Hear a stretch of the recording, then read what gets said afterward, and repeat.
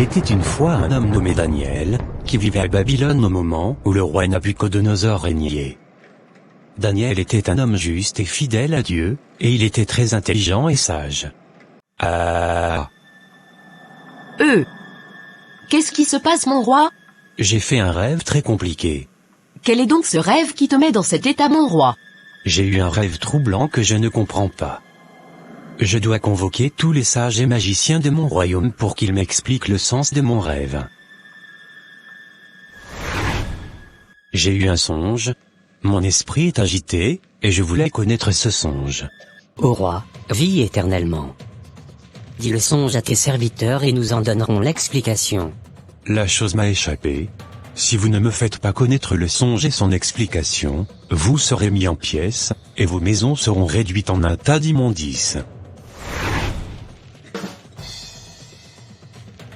Mais si vous me dites le songe et son explication, vous recevrez de moi des dons et des présents, et des grands honneurs.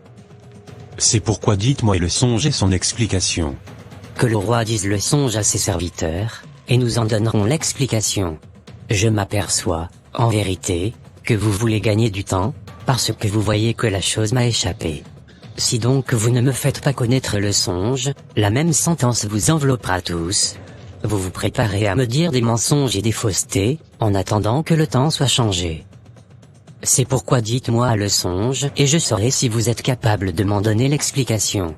Il n'est personne sur la terre qui puisse dire ce que demande le roi. Aussi jamais que toi, quelque grand et puissant qu'il ait été, n'a exigé une pareille chose d'aucun magicien, astrologue ou chaldéen. Ce que le roi demande est difficile. Il n'y a personne qui puisse le dire au roi. Excepté les dieux, dont la demeure n'est pas parmi les hommes. Là-dessus le roi se mit en colère, et s'irrita violemment. Il ordonna qu'on fasse sortir tous les sages et magiciens de Babylone. Arjok, tu es le proche du roi. Fais en sorte que le rêve du roi soit interprété. Parce qu'il ne dort plus à cause de ça. Puisque tous les magiciens et les sages du royaume n'ont pas pu interpréter le rêve du roi. Je connais une personne, Daniel, qui avait été élevé à la cour du roi et était considéré comme l'un des sages, doit être informé de la situation. Faites-le au plus vite que possible. Et là, le roi ordonnant de faire venir Daniel au plus vite que possible. Arjok conduisit Daniel promptement devant le roi, et lui parla ainsi. J'ai trouvé parmi les captifs de Juda un homme, qui donnera l'explication au roi.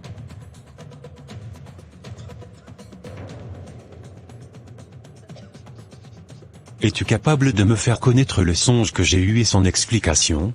Ce que le roi demandait secret que les sages, magiciens, les astrologues et les devins, ne sont pas capables de découvrir au roi.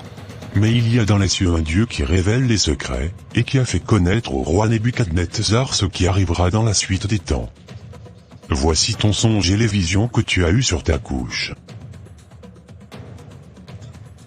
Sur ta couche, ô roi, il t'est monté des pensées touchant ce qui sera après ce temps-ci, et celui qui révèle les secrets t'a fait connaître ce qui arrivera. Si ces secrets m'a été révélés, ce n'est point qu'il y a en moi une sagesse supérieure à celle de tous les vivants, mais c'est afin que l'explication soit ordonnée au roi, et que tu connaisses les pensées de ton cœur. Ô roi, tu regardais, sur ta couche et tu voyais une grande statue. Cette statue était immense, et d'une splendeur extraordinaire. Elle était debout devant toi, et son aspect était terrible. La tête de cette statue était d'or pur. Sa poitrine et ses bras étaient d'argent. Son ventre et ses cuisses étaient d'airain. Voilà le songe et nous en donnerons l'explication.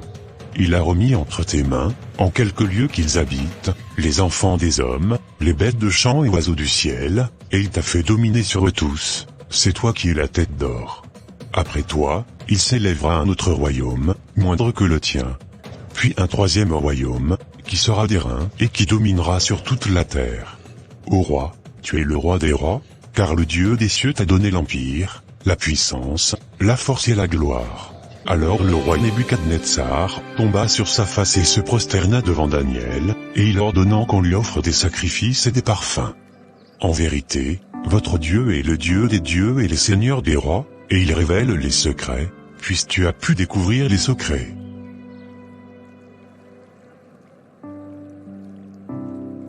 Alors je te donne le commandement de toute la province de Babylone, et je t'établis chef de tous les sages de Babylone. Je te prie au roi de remettre l'intendance de la province de Babylone, Shadrach, Meshach et Abednego. Daniel fut ensuite promu à un poste encore plus élevé dans le royaume de Babylone. Il continua à servir fidèlement Dieu tout au long de sa vie et fut témoin de nombreuses autres visions et prophéties. Cette histoire de la Bible nous enseigne l'importance de la foi en Dieu, même lorsque nous sommes confrontés à des défis et à des persécutions. Elle nous montre également que Dieu est capable de nous protéger et de nous délivrer de toutes les situations dangereuses si nous restons fidèles à lui.